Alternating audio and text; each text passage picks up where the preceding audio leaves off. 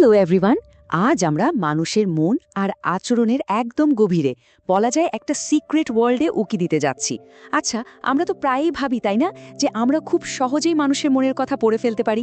কিন্তু আজ আমরা এমন কিছু জানব যা আমাদের এতদিনের চেনা জানা অনেক ধারণাকেই লিটারেলি উল্টে দেবে।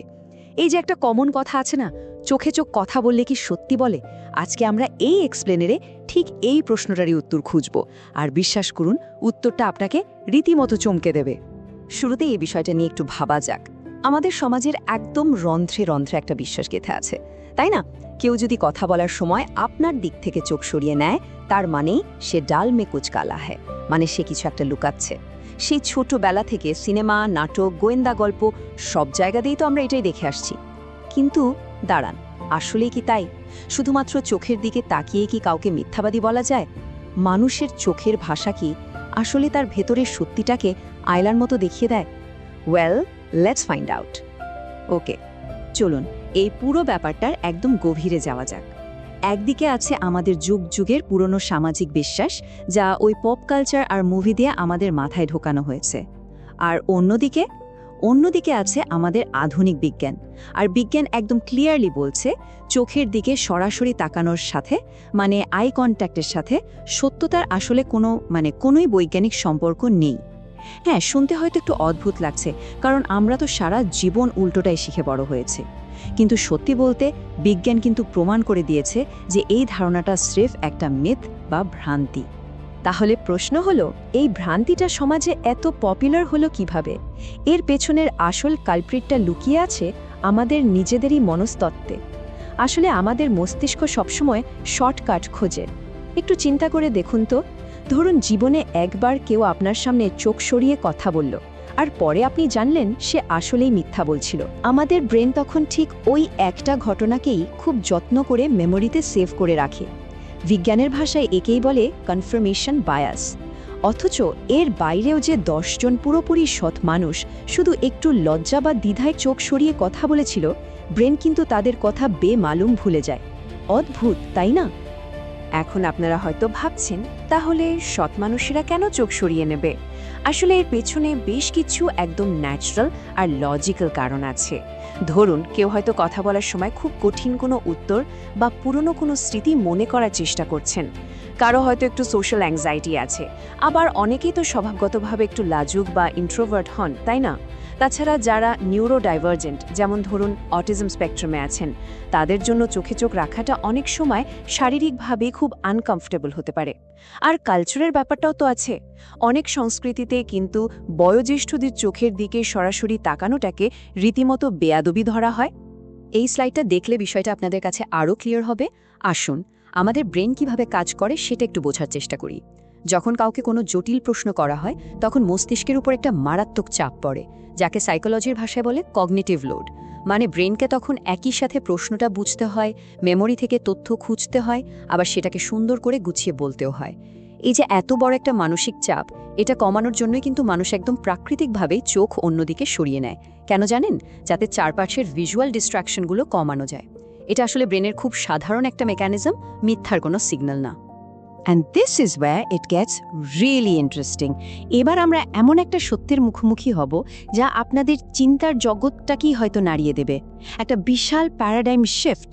খেয়াল করুন, যেখানে একজন সম্পূর্ণ সৎ মানুষ শুধুমাত্র নিজের চিন্তার সুবিধার্থে বা ব্রেনের প্রেশার কমাতে চোখ সরিয়ে নিচ্ছেন, সেখানে একজন দক্ষ মিথ্যাবাদী কিন্তু ঠিক এর উল্টো কাজটাই করতে পারে। সে হয়তো আপনার চোখের দিকে একদম সরাসরি, পলক না ফেলেই তাকিয়ে থাকবে। কেন? কারণ সে এই প্রচলিত সামাজিক বিশ্বাসটার সুযোগ নিতে চায়। সে খুব ভালো করেই জানে যে আপনি ঠিক কী দেখতে চাইছেন। এখন এই স্লাইডের সবচেয়ে দারুণ বিষয়টা হলো, সাইকোলজির ভাষায় এই কৌশলটাকে বলে ইমপ্রেশন ম্যানেজমেন্ট। সোজা বাংলায় সচেতনভাবে নিজের ইমেজটাকে কন্ট্রোল করা। একজন ম্যানিপুলেটর বা পাকা খেলোয়াড় খুব ভালো করেই জানে যে সাধারণ মানুষ চোখে চোখ রাখাকে সততার সবচেয়ে বড় প্রমাণ মনে করে। তাই তারা কি করে? তারা রীতিমতো জোর করে লম্বা সময় ধরে চোখের দিকে তাকিয়ে কথা বলে, যাতে আপনার মনে হয়, আরে এর তো লুকানোর কিছু নেই। তার মানে বুঝতে পারছেন, যে আচরণটাকে আমরা এতদিন সত্যের অকাট্য প্রমাণ ভেবে এসেছি, সেটাই আসলে প্রতারণার সবচেয়ে ভয়ঙ্কর একটা হাতিয়ার হয়ে উঠতে পারে। তো চোখের ভাষা তো আমরা বুঝলাম, কিন্তু আমাদের দৈনন্দিন জীবনে বডি ল্যাঙ্গুয়েজ নিয়ে কি এরকম আরও কোনো ভুল ধারণা আছে? ডেফিনেটলি আছে। চলুন চোখের মিথ থেকে বেরিয়ে এবার আমরা শরীরের অন্যান্য সংকেতগুলোর দিকে একটু নজর দিই, যেগুলো দেখে আমরা হরহামেশাই মানুষকে ভুল জাজ করে বসি। এই শারীরিক সংকেতগুলো খেয়াল করুন, এগুলো আমাদের সবারই খুব চেনা। অনেকেই ভাবেন কেউ যদি বেশি নড়াচড়া করে, বুকে হাত গুটিয়ে কথা বলে বা বারবার মুখে হাত দেয়, তার মানেই সে নির্ঘাত মিথ্যে বলছে, তাই না? এগুলো কিন্তু পুরোপুরি ভুল ধারণা। বুকে হাত গুটিয়ে রাখা মানেই যে কেউ খুব ডিফেন্সিভ মুডে আছে তা কিন্তু নয়। হয়তো তার জাস্ট ওইভাবে বসতে আরাম লাগছে, অথবা ঘরটা হয়তো একটু ঠান্ডা। আবার ধরুন নার্ভাসনেসের কারণে বা খুব সাধারণ ঘামাচির ফলেও মানুষ মুখে হাত দিতে পারে। এগুলো সবই আসলে সাময়িক অস্বস্তি বা সাধারণ অভ্যাসের লক্ষণ। মিথ্যে বলার কোনো ডিরেক্ট প্রমাণ একেবারেই নয়। সো এখানকার সবচেয়ে ক্রুশিয়াল পয়েন্টটা হলো স্ট্রেস বা মানসিক চাপ এবং মিথ্যা বলা। এই দুটো জিনিস কখনো এক নয়। ধরুন পুলিশের কোনো ইন্টারোগেশন রুম কিংবা খুব ইম্পর্ট্যান্ট কোনো জবের ইন্টারভিউ, সেখানে একজন সম্পূর্ণ নির্দোষ মানুষও কিন্তু প্রচণ্ড ভয়, চাপ বা অ্যাংজাইটির কারণে কাঁপতে পারে, ঘামতে পারে বা তার গলার স্বর আটকে আসতে পারে। একজন অপরাধীর শরীরে চাপের যে লক্ষণগুলো দেখা যায়, একজন শতভাগ সৎ মানুষের শরীরেও ঠিক একই লক্ষণ দেখা যেতে পারে। স্ট্রেস মানেই যে কেউ মিথ্যা বলছে, এই আইডিয়াটা পুরোপুরি বাদ দিতে হবে। তাহলে এখন নিশ্চয়ই আপনাদের মনে একটা প্রশ্ন ঘুরপাক খাচ্ছে।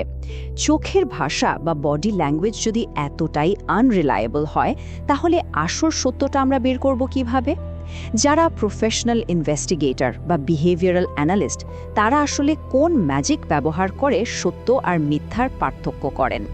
চলুন আমাদের এই প্রচলিত ধ্যান ধারণা থেকে বেরিয়ে আমরা এবার একটু সায়েন্টিফিক আর প্রফেশনাল পদ্ধতিগুলোর দিকে ফোকাস করি।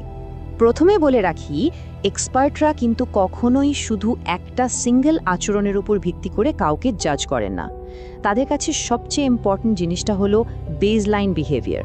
মানে হলো একদম সাধারণ আর কমফোর্টেবল একটা সিচুয়েশনে একজন মানুষ নর্মালি কিভাবে কথা বলে, তার তাকানোর স্টাইল কেমন থাকে, সেটার একটা বেস বা ভিত্তি তৈরি করা। তারা শুরুতে কঠিন কোনো জেরা শুরু করেন না, বরং আবহাওয়া, ফ্যামিলি বা শখের মতো খুব ক্যাজুয়াল টপিক নিয়ে কথা বলে মানুষটার নর্মাল আচরণটা বোঝার চেষ্টা করেন। এর ফলে লাভটা কি হয় জানেন? পরে যখন আসল বিষয়ে প্রশ্ন করা হয়, তখন তার আচরণের সামান্যতম কোনো অস্বাভাবিক পরিবর্তনও খুব সহজেই এক্সপার্টদের চোখে ধরা পড়ে যায়। চলুন দেখি এই পুরো প্রসেসটা রিয়েল লাইফে কিভাবে কাজ করে। সত্য বের করে আনার জন্য প্রফেশনালরা মূলত একটা কড়া 4 ধাপের মেকানিজম ফলো করেন। প্রথম ধাপ, ওই যে একটু আগে বললাম, বেসলাইন আচরণটা ঠিক করা। দ্বিতীয়ত, কনটেক্সট বা চারপাশের পরিস্থিতি অবজার্ভ করা, কারণ সিচুয়েশন অনুযায়ী মানুষের আচরণ কিন্তু চেঞ্জ হতে পারে। তৃতীয় ধাপটা খুব ইন্টারেস্টিং, গল্পের কনসিস্টেন্সি চেক করা, মানে একই ঘটনার বর্ণনা বারবার বদলে যাচ্ছে কিনা সেটা একদম তীক্ষ্ণভাবে খেয়াল করা। আর চতুর্থ এবং সবচেয়ে জরুরি ধাপ, হার্ড এভিডেন্স বা শক্ত প্রমাণের খোঁজ করা। শুধুমাত্র হাবভাব দেখে নয়, সলিড প্রমাণের ওপরই তারা জোর দেন বেশি। দিন শেষে মিথ্যা ধরার আসলে কোনো জাদুকরী শারীরিক সংকেত নেই। সত্য মিথ্যা যাচাই করতে হলে শুধু একটা মাত্র আচরণের পেছনে না ছুটে সবসময় হোল পিকচার বা পুরো চিত্রটা দেখতে হয়। বিষয়টা আসলে একটা বিশাল পাজল মেলানোর মতো। একজন মানুষের কথার প্রেক্ষাপট, তার কথার সামঞ্জস্য আর তার পেছনের প্রমাণ, এই পুরো জিনিসটাকে যখন এক ফ্রেমে রেখে অ্যানালাইজ করা হয়, কেবল তখনই আসল সত্যের কাছাকাছি পৌঁছানো সম্ভব। শর্টকাটের আসলে কোনো জায়গা নেই এখানে। আজকের এই পুরো বিশ্লেষণ থেকে আমরা খুব ডিপ একটা রিয়ালিটিতে এসে দাঁড়াচ্ছি। এই স্লাইডের কোটেশনটা খেয়াল করুন, মানুষের চোখ অনেক কিছু দেখতে পারে, কিন্তু সব সময় সত্য দেখতে পারে না। একদম পারফেক্ট একটা কথা, তাই না? আসলে আমাদের চোখ আর আমাদের নিজস্ব যে কনফার্মেশন বায়াস আছে, সেটা দিয়ে আমরা কত সহজেই না ম্যানিপুলেটেড হয়ে যাই। আর দক্ষ প্রতারকদের নিখুঁত অভিনয় তো আছেই। তো আজকেরই এক্সপ্লেনারের পর মানুষের আচরণ বিচার করার ব্যাপারে আপনাদের দৃষ্টিভঙ্গি হয়তো অনেকটাই বদলে গেছে। তাই একদম শেষে এসে আপনাদের কাছে একটা প্রশ্ন রেখে যেতে চাই। পরের বার যখন কাউকে জাজ করবেন, তখন কি সেটা শুধু চোখের দৃষ্টি বা বডি ল্যাঙ্গুয়েজ দেখেই করে ফেলবেন, নাকি সেই বিচারের ভিত্তি হবে যুক্তি, প্রেক্ষাপট আর অকাট্য প্রমাণ? ডিসিশনটা সম্পূর্ণ আপনাদের। তথ্যবহুল এই জার্নিতে আমাদের সাথে থাকার জন্য অনেক অনেক ধন্যবাদ। Think about it.